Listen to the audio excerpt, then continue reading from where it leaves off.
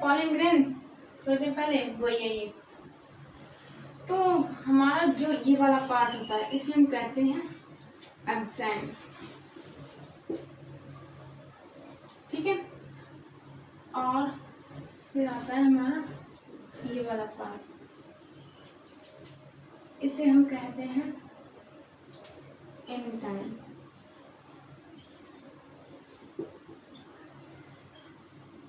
ठीक है। और हमारा ये है जनरेटिव सेल,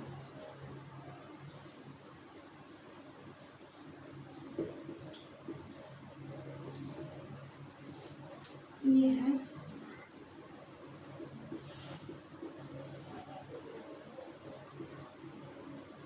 वेजिटेटिव सेल,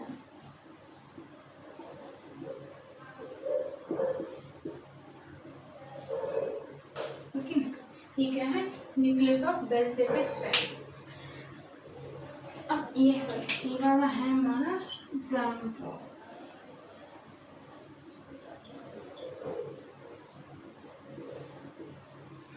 ठीक है। अब हमने देखना ये बना किसका होता है।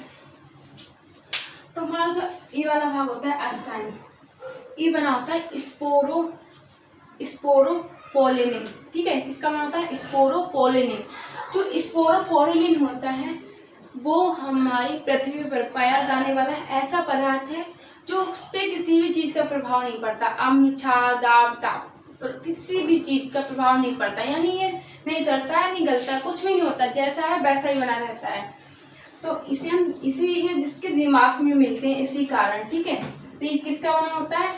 परागकण का जो बाहर वाला सबसे बाहरतम आवरण होता है वो किसका बना होता है? स्पोरोपोलिन, इसे कहते हैं एक्साइन। और ये जो अंदर वाला भाग होता है इंटाइन, ये बना होता है पैक्टिन सेलुलोज का। किसका? पैक्टिन सेलुलोज का, ठीक है। और ये हमारा nucleus of vegetative cell, generative cell, ये है जर्म पोल। इससे क्या कहते हैं? ये जो पराग नलिका होती है, ये जब डेवलपमेंट होता है इसमें, तो ये पराग नलिका इस टाइप की नलिका जैसी संरचना बन जाती है इसी से, जर्म पोल से, ठीक है।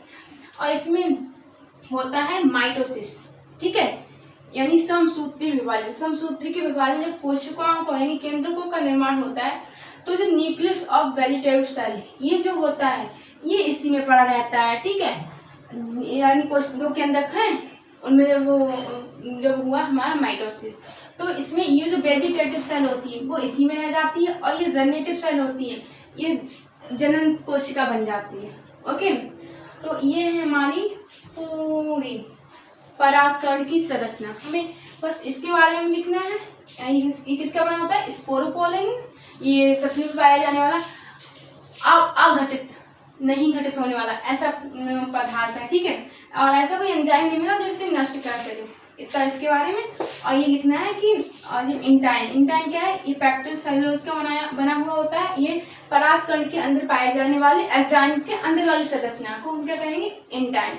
जर्म पोल के द्वारा पराग नलिका का निर्माण होता है परागकण में, ठीक है।